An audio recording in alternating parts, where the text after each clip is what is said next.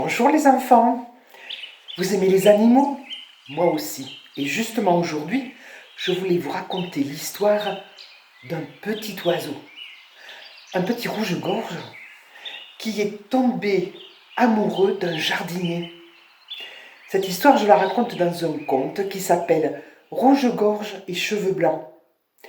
Comme les autres contes que j'ai déjà écrits et qui sont publiés dans la collection Élan Jeune d'Élan Sud, c'est une histoire qui parle d'amitié, qui parle de famille, qui parle de transmission, de mémoire.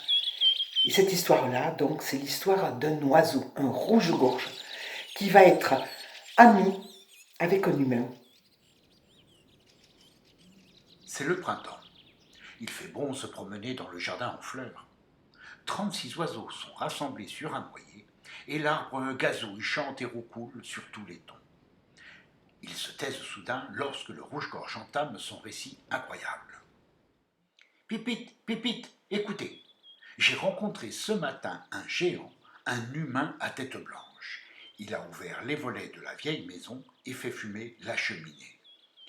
Puis il est venu dans le jardin et il s'est mis à travailler d'une façon étrange. Travailler dans le jardin? Mais que peut-il bien y faire, s'étonne le troglodyte mignon, tout rond dans son costume clair. Les plantes n'ont pas besoin d'un humain pour pousser. Je l'ai suivi par simple curiosité. Il a taillé les fleurs fanées, rempli l'arrosoir, redressé une branche de rosier abîmée par la pluie, ratissé les allées et... Oh, toi, il faut toujours que tu fasses le malin, zinzibule la mésange, à tête bleue. En fait de géant, ce n'est qu'un jardinier. Quelques jours plus tard, l'assemblée des oiseaux pépit dans toutes les branches du noyer, du nid le plus confortable au trou le plus discret. Le feuillage frémissant les rafraîchit tout en les mettant à l'abri du soleil encore haut.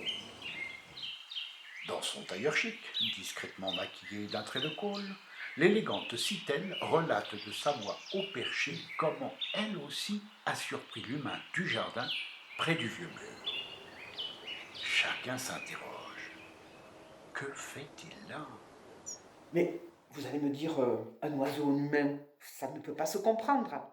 Eh bien si, dans mon histoire, oui, ils vont communiquer, ils vont faire passer un message. Et surtout, le petit oiseau va aider son ami, le jardinier. Comment? Vous allez voir, c'est une très très jolie histoire qui s'adresse aux enfants, mais que les adultes liront aussi, je pense, avec énormément de plaisir. À bientôt.